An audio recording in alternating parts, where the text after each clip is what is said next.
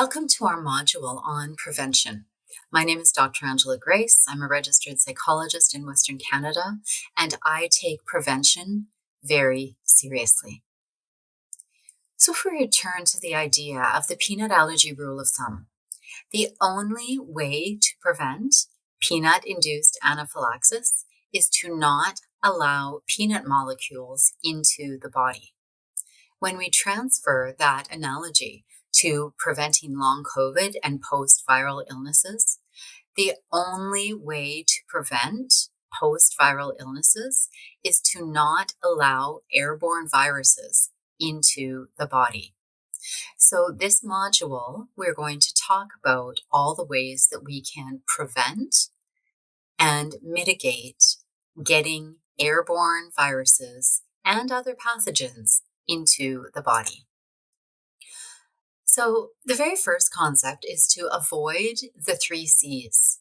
Avoid closed spaces, avoid crowded spaces, and avoid close contact settings. This seems impossible in schools. We have so many kids, so many teachers, so many support staff, so many parents. It is really difficult to do this. So we need to look at other possible strategies. Let's turn the next section on clean and fresh air for all over to co-presenter Jennifer Thompson. One of the most important things we need to prevent illness is simply clean, fresh air for all. This isn't just about fighting viruses. It helps with smoke and allergens too. Our bodies need clean air to stay healthy. If you take a look at the picture on the right, you'll see an open-air school in the Netherlands. These were used before World War I to stop the spread of tuberculosis. While we can't all just move classes outside permanently, especially in Canada, we can still make changes. We can open windows as much as possible and think about which classes and activities we can take outside. There are so many benefits of clean air in schools. It improves cognition, test scores, and increases energy levels. It also protects against pollutants such as wildfire smoke and vehicle emissions. And it reduces triggers for asthma, allergies, and mast cell activation syndrome.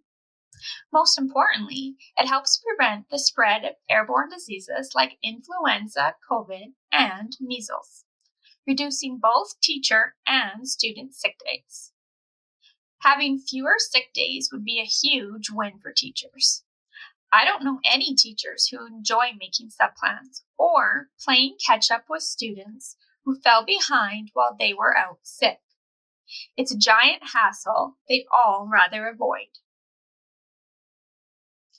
Everyone has a role to play in making school air safe for both students and teachers to learn and work. School boards. They need to ensure the budget is spent wisely so ventilation systems are well maintained and working correctly in every school across the district. Facility engineers. It's their job to make sure all schools meet code and the most current ventilation standards. One of the newest standards published in 2023 is ASHRAE 241, Control of Infectious Aerosols. It's a code-enforceable standard about reducing the risk of airborne disease transmission in buildings. Administrators. They simply need to make sure the school's ventilation system is properly maintained and running exactly as the manufacturer recommends. Teachers. You can use the simple acronym WATCH to improve your classroom air quality. We'll break down what each letter stands for in a few slides. Teachers can also make air quality a hands-on science project. Have students build do-it-yourself air cleaners. This activity teaches them about air quality and its impact on health. By measuring and charting particulate matter, they understand why clean air matters and how to take action themselves, a skill they can use anytime, like wildfire season. Finally, for parents and students, please stay home when you're sick. If you absolutely can't stay home, Wearing a mask is a simple and effective way to prevent as much spread as possible. We really need to start thinking about clean air the same way we think about clean water. If I handed you a glass of dirty water, you'd never drink it. We filter our water to keep us healthy. We should be doing the exact same thing with our air. Filtering the air stops things like allergens, smoke, and viruses from getting deep into our lungs and making us sick. No one, not a student or a teacher, should have to worry about getting sick from spending time in a classroom with dirty air. When we talk about improving ventilation and filtration in schools, what does that actually look like? To figure that out, let's turn to the experts.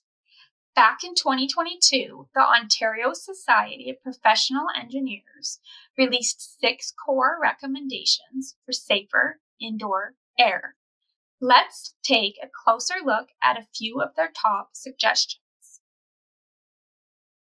We should be using MERV 13 filters in the ventilation system or adding portable air cleaners to filter the small particulate matter like allergens, smoke, and viruses out of the air. The goal is to get 6 air changes per hour or more for the mitigation of airborne diseases. We also need to educate the public on why safer indoor air matters, so action is taken when the ventilation isn't working like it should be. Lastly, publicly display carbon dioxide and other air quality measurements. Being transparent about the air quality will build public trust and let parents and teachers see for themselves that the classrooms are safe. Boston Public Schools is a great example of a school district already doing this. So, the big question, how do you actually know if the ventilation in your school is any good? Well, the simplest way to check is by regularly monitoring carbon dioxide levels and calculating the air changes per hour. Why is this important? Well, testing done in New Brunswick in 2022 showed that out of 37 schools, 30 of them had carbon dioxide levels above the desirable level. One school even had a peak that was more than double the targeted maximum. Here's a small excerpt from the article on this slide. Infection control epidemiologist Colin Furness describes the test results as a public health crisis. He said, "Let's be clear. The CO2 readings are a measure of how much of other people's exhalations you're breathing in. I really want the ick factor to sink in. This is not what we should have anywhere, particularly schools. What could be more important than child health?" This article highlights a huge problem, and bad air quality in schools is still common in 2025 because we've done very little across Canada to actually improve things since then. So, let's look at 2 examples that show why this is still a big deal. Our first example, an elementary classroom in Alberta. As you can see, the air quality is poor. It's only getting about 1.4 air changes per hour. There's barely any fresh air getting into this classroom. This low number is actually pretty typical of classrooms located in portables. Here's a second example. This preschool classroom in Alberta has poor air quality too. It's only getting about 2.2 air changes per hour. Now, you might think these examples aren't typical, but they are. Many classrooms across Alberta and Canada are only getting that low amount of fresh air, usually somewhere between 1 to 3 air changes per hour. So, now that you know carbon dioxide levels are often too high, what can you, as a teacher, do? You can remember to watch this easy-to-use acronym created by Canadian engineer Joey Fox is available online to help you get safer indoor air in your classroom. W stands for Windows. If it's not too cold or smoky outside, open a window. Better yet, open doors and windows together to create a cross breeze. You can also put a fan in one window, blowing air out to draw fresh air in through a second open window. The goal is to always get fresh air circulating. A stands for air movement. Use a string or tissue to check the airflow coming from your supply vents. T stands for thermostat. Make sure your thermostat fan is set to on to ensure the air is constantly moving, not just when the heating or cooling is on. C stands for carbon dioxide levels. Monitor carbon dioxide levels so you know exactly when the air is getting stale. If you don't have your own air quality monitor, many public libraries across Canada lend them out. H stands for HEPA. Use a portable air cleaner in your classroom, like a HEPA filter or a do-it-yourself Corsi Rosenthal box. Or, if you need a quick reset, take the class outside for a bit to give the ventilation system some time to recover. And if none of that works, you can submit a maintenance request to get the ventilation fixed. We talked about making air quality a hands-on science project earlier. If you're ready to try this in your class, we've got the resources you need. On the bottom left, you'll find a link to a lesson plan for building a do-it-yourself air cleaner. On the right, you'll see a monitor that can measure and chart both the carbon dioxide and particulate matter in your classroom. Now, I'm going to turn the presentation back over to Angela to cover the remaining prevention strategies. One of the most important things we can do is stay home when we're sick. Absences from school greatly impact students and their ability to keep up in class. Children often get sick at school, then take it home to their family and community. A few of the common illnesses that they bring home are RSV, influenza, strep throat, and now COVID and measles. One study showed that 70% of household spread of COVID started with a child. This means that we need comprehensive illness policies. We need transparent reporting of absences due to illness and outbreaks, along with clear guidelines for staying home when sick for both students and teachers. An ounce of prevention is worth a pound of cure. This is good public health in education settings and will support a healthier school community. Wearing a respirator is vital for protection against airborne diseases like measles, influenza, SARS-CoV-2, and RSV. Respirators are certified to meet a standard for respiratory protection, and the science shows that they are an effective barrier against airborne respiratory illnesses. The likelihood of testing positive is much lower for those wearing a respirator than a surgical mask. Even better is when everyone is masking, because two-way masking protects both the wearer and works as a source control. So we need comprehensive masking policies. Do we need to mask all the time? No, especially if we have comprehensive illness policies and clean air. We do need to mask during peak respiratory illness season and during local or school outbreaks, because some types of infection can spread before you have any symptoms. We need to think about the types of outbreaks where masking would be beneficial, such as airborne outbreaks like RSV, influenza, measles, and COVID. Would we mask during a lice outbreak in school? Of course not, because lice is spread through contact and not air. We need to normalize mask wearing and develop anti-bullying policies around masking. This fosters a supportive and inclusive environment for all students and staff. It's so important for schools to begin to remove the stigma around mask wearing. Nobody would come up to me and say, "Oh, why are you wearing glasses? Take off your glasses. You're just scared." This is just anxiety. You're wearing glasses because of anxiety. Just like your students, I'm wearing glasses to help me see better. Their glasses help them read the board so they can learn. Masks are a tool, just like glasses. They shouldn't be viewed any differently. Masks allow a child who is more at risk to attend school in person as safely as possible so they can learn and socialize with their peers. We often don't know what to say to someone who is wearing a mask. You don't have to say anything. You can say, "It's good to see you. I'm glad you're here." This picture and statement really struck me. When researchers are working with the COVID virus, it is a level 3 biohazard, and they need full personal protective equipment.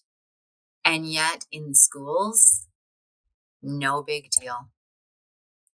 I don't think you can reconcile those two statements. We are all familiar with the childhood game Ring Around the Rosie, but many of you probably don't know it's actually about the bubonic plague. The phrase "ring around the rosy" refers to the rash on those infected. The rhyme ends with a child falling down, symbolizing death from the plague. This rhyme is a lighthearted way to capture the grim realities of the plague era. And if you're an elementary teacher, you've probably played infection tag with your class in the gym. This game for younger kids can teach kids the basics on how an infectious disease can spread through the population. Last Breath Standing is a game for high schoolers and plays on the current popularity of escape rooms. It presents a gamified version of the trolley problem. The game is set in a future society that has collapsed due to decades of COVID reinfections, leading to widespread disability and weakened immune systems. There's limited masks and oxygen tanks. And much like the trolley problem, there are ethical dilemmas related to which players to save. In all seriousness, even though the emergency phase has ended, we are still living in a pandemic, and the choices we make today affect other people. Games can be a fun way to start a discussion on difficult issues in age-appropriate ways with students. So, what is the risk of COVID in Canada? How do we find out? Where do we find out the information? One of the most important resources to follow is Dr. Tara Moriarty at COVID-19 Resources Canada.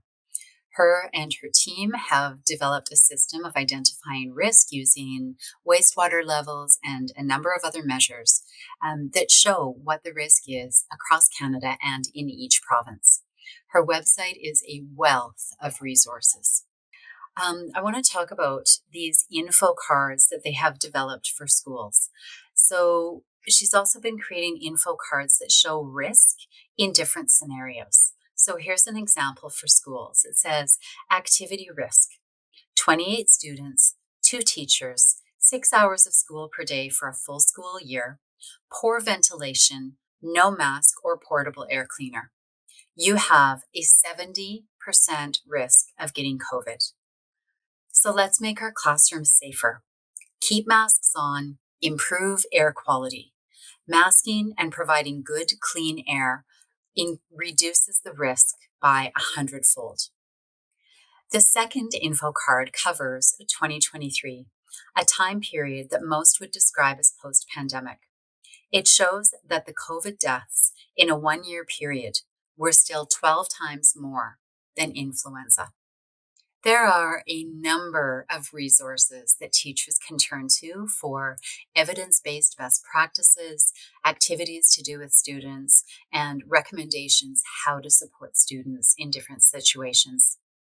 Long COVID The Answers is a Canadian resource that focuses on evidence-based best practices and current research and information regarding long COVID symptoms and management. Long COVID Families focuses on supporting students with long COVID for schools, for accommodations, and for how best to help students.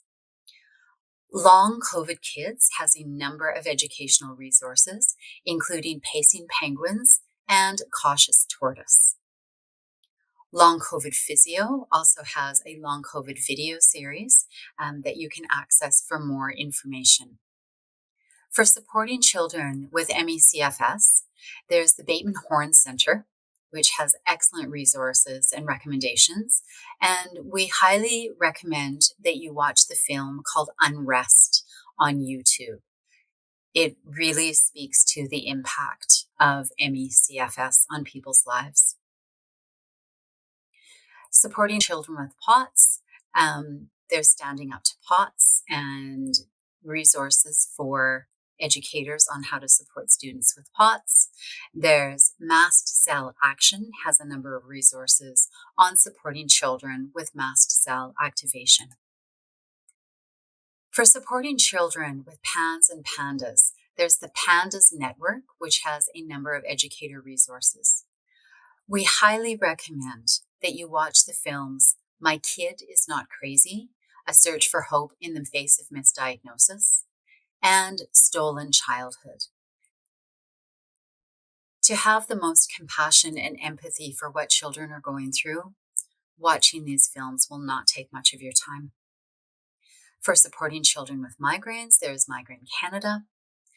For your own information on the COVID-19 risk in Canada and in our province, please go to Dr. Tara Moriarty's website, covid19resources.ca. In terms of COVID safety for schools, there literally is a website called COVID Safety for Schools. There's a number of resources you can access. For keeping kids in school with clean air, there's it'sairborne.com, has a number of school resources. And also there's the quality reports from the Ontario Society of Professional Engineers. You can't get better information than directly from engineers on how to keep clean air in schools. There's the Aerosol Transmission Coalition Mask Smart presentations as well. So we do hope that you're able to access these resources and keep yourself, your students, and your schools safe. Thank you so much for taking the time to watch these modules. As I said, you now know more of the updated information and research regarding COVID, post-viral illnesses, chronic illnesses in children than does most of the population. So please share this information, implement the support and prevention in your classrooms, and stay well.